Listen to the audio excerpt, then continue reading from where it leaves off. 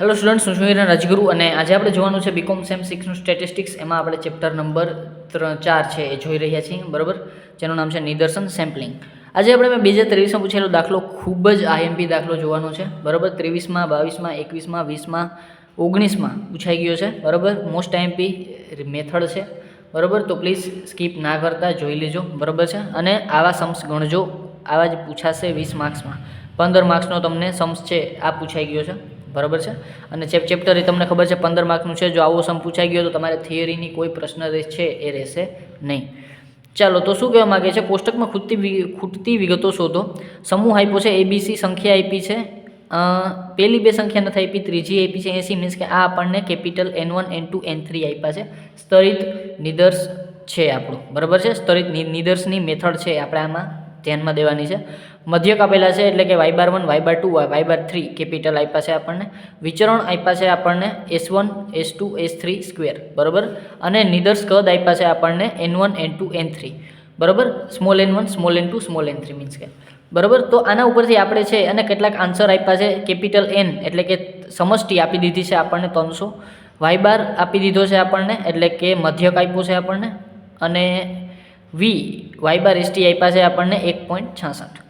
તો દાખલો સ્ટાર્ટ કરીએ. સૌપ્રથમ આપણને ખબર છે કે n બરાબર જે છે એ કુલ સમષ્ટિ બરાબર આપણું થાય છે N1 plus N2 plus N3. આ આપણને ખબર છે. તો કેપિટલ N આપણી પાસે છે 300, બરાબર. શું કામ કે આપણને કેપિટલ N આપેલો છે, તો n બરાબર આપણી પાસે થઈ જશે 300. તો અહીંયા આપણે 300 લખી નાખશું એનની જગ્યાએ. ચાલો, 300 બરાબર N1 N2 N3 એટલે કે N1 N2 તો આપેલા નથી, N3 આપેલું છે આપણને. તો આપણે ખાલી N1 N2 ને લખી નાખીએ, પણ અહીંયા આપણે લખી નાખશું 80, બરાબર. N1 N2 plus 80. હવે 300માંથી 80 આપણે માઇનસ કરશું એટલે કે 80 પ્લસ છે, આ બાજુ આવેલું જશે માઇનસ. 300 માઇનસ 80 બરાબર N1 પ્લસ N2.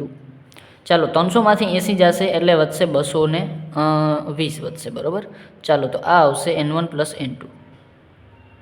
હવે આમાં આગળ કોઈ ગણતરી થતી નથી, તો આને આપણે દઈ દઈશું પરિણામ નંબર 1, બરાબર. બીજા નંબરમાં આપણને y⁻ આપેલો છે, મીન્સ કે આપણને જે છે એ સમષ્ટિનો જે છે એ મધ્યક આપેલો છે, બરાબર. સમષ્ટિ મધ્યકમાં તમને ખબર છે y⁻1 y⁻2 y⁻3 N1 N2 N3, બરાબર. એવી રીતે આપણો ફોર્મ્યુલા થાય છે. તો અહીંયા આપણે લખશું y⁻ બરાબર, આપણું પહેલું થયું. બીજા નંબરમાં આપણે y⁻નો ફોર્મ્યુલા મૂકશું.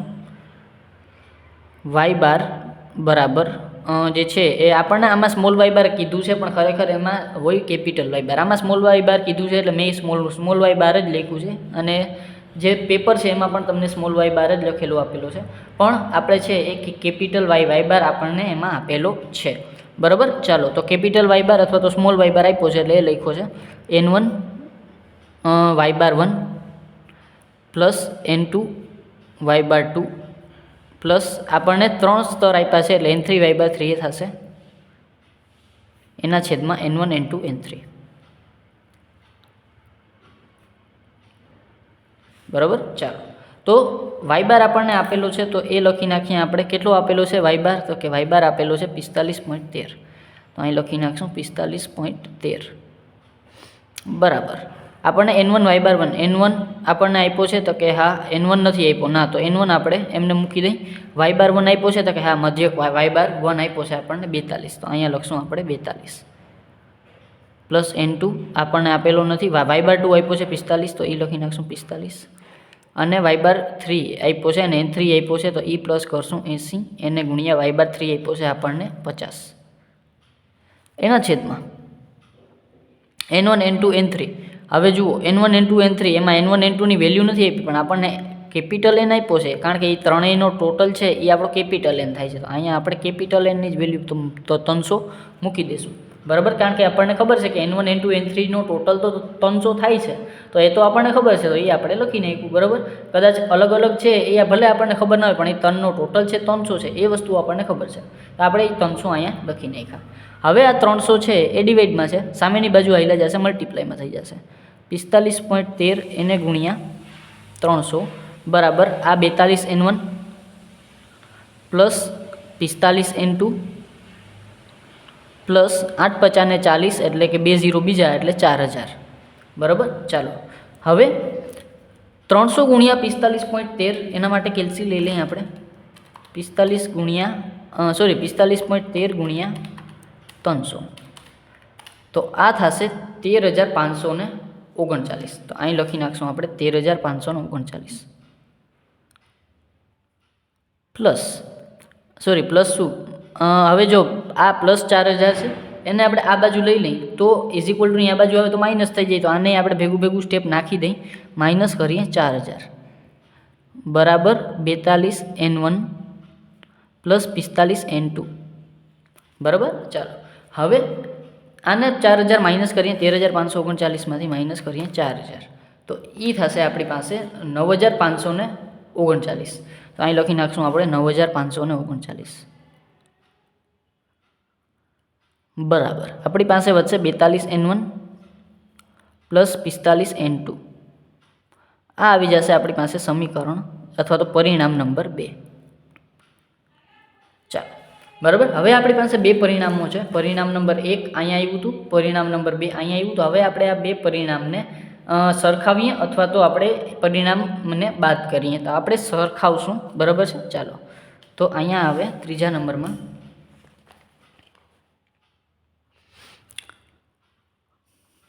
પરિણામ 1 તથા 2 ને સરખાવતા બરાબર છે. ચાલો પરિણામ 1 અને 2 ને સરખાવીએ તો શું થશે તો કે અહીંયા પણ આપણી પાસે પરિણામ 1 આવ્યું છે ક્યુ છે તો કે 220 બરાબર N1 પ્લસ N2. તો અહીંયા હું એમ લખી નાખું N1 પ્લસ N2 બરાબર 220. આ મારું પરિણામ 1 થઈ ગયું. બીજું પરિણામ આવ્યું હતું મારી પાસે 42N1 પ્લસ 45N2 બરાબર 9,539 બરાબર. આ મારું બીજું પરિણામ હતું. હવે મારે બેમાંથી એકને શું કરવું પડશે, સેમ કરવા પડશે, સરખા કરવા પડશે. એનાથી હું શું કરી શકીશ કે મારે છે એ કોઈ પણ એક N1 કાં N2ની વેલ્યુ મને મળશે. તો હું છે એ 45ને સરખા કરી લઉં. તો આને હું કરીશ, આ પદને હું 45 વડે ગુણીશ. 45 વડે ગુણતા તમે 42 વડે પણ ગુણી શકો છો, એમાં કાંઈ ખોટું પડશે નહીં બરાબર છે. આ બસ આને સરખું કરવા ના જતા, આને સરખું કરવા જાશો તો ખબર નહીં કે ના કોને ગુણવું પડશે અને આ બે તો ક્યારેય સરખા થશે નહીં. ક્વેશ્ચન તમારો ન્યાજ આવીને અટકી જશે બરાબર. મીન્સ કે તમારે જે આપણી પાસે N1 N2 ન્યુમેરિક છે એ ન્યુમેરિકને તમે ગમે એ રીતે સરખા કરી શકો છો. ચાલો તો 45 વડે ગુણી નાખીએ તો 45N1 plus 45N2 capital N2 is equal two 220 ગુણ્યા 45. ચાલો તો એ આવશે 9,900 અને આ તો એમને જ આવશે 42N1 પ્લસ 45N2 બરાબર 9,539. ચાલો આ બધાને માઇનસ કરી નાખીએ હવે આપણે. ચાલો તો આ પદ તો આપણું 45N1 પ્લસ માઇનસ કટ થઈ જશે. 45માંથી 42 જાય તો 3N1 ઇઝ ઇક્વલ ટુ 9,900માંથી 9,539 આપણે માઇનસ કરશું એટલે એ આવશે 361 361 બરાબર. હવે આપણે કરી નાખીએ N1 is equal to 361 divide by 3. તો N1 ઇઝ ઇક્વલ ટુ આપણી પાસે આવશે 3 ડિવાઈડ કરીએ એટલે આપણી પાસે આવશે 120.33. તો 33ને આપણે ઇગ્નોર કરી નાખીએ, આપણી પાસે આવશે 120 બરાબર છે. ચાલો અને આંકડો કદાચ 5 કે 6ની ઉપર આવે તો તમે છે એ શું કરશો તો કે એક આંકડો વધારી નાખશો બરાબર. પણ આપણી પાસે 33 આવ્યા એટલે આપણે એને ઇગ્નોર કરી દીધા બરાબર છે. એને આગળ લેવાની જરૂર નથી. તો એ આવશે આપણી પાસે N1ની વેલ્યુ 120. હવે આપણે શું કરશું તો કે N1ની વેલ્યુ આપણે કોઈ પણ એક સમીકરણમાં મૂકી દઈશું, કોઈ પણ એક પરિણામમાં મૂકી દઈશું. તો એનાથી આપણને N2ની વેલ્યુ મળી જશે. તો હવે અહીંયા આપણે કહેશું કે N1ની કિંમત હું સમીકરણ 1માં મૂકું છું, સમીકરણ 1માં મૂકતા અથવા તો પરિણામ 1માં મૂકતા. ચાલો પરિણામ 1 છે આપણી પાસે N1 plus N2 is equal two 220.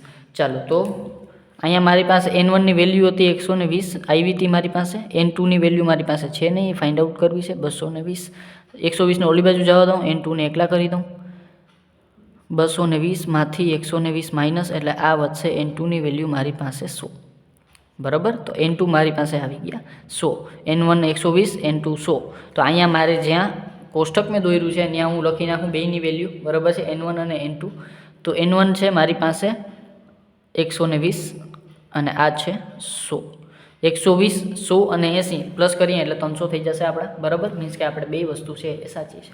હવે ત્રીજા નંબરમાં આપણે છે એ વિચરણ એસ સ્ક્વેર ફાઇન્ડ આઉટ કરવાનો છે. તો ચાલો એ સ્ક્વેર ફાઇન્ડ આઉટ કરી લઈએ. પણ કઈ રીતે કરશું? તો ત્રીજા નંબરમાં આપણને vy/st એટલે કે આપણને મધ્યકનો જે છે એ વિચરણ આપેલો છે. બરાબર છે, મધ્યકનું વિચરણ આપેલું છે. તો કરીએ.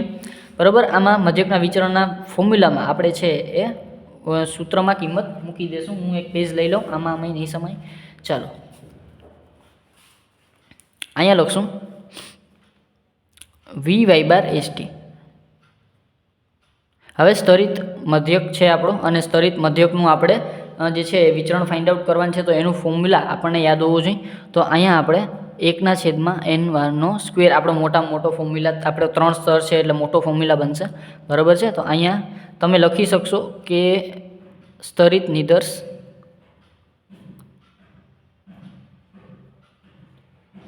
ના મધ્યકનું વિચરણ. બરાબર, એનો ફોર્મ્યુલા આપણો આ બનશે vy/st.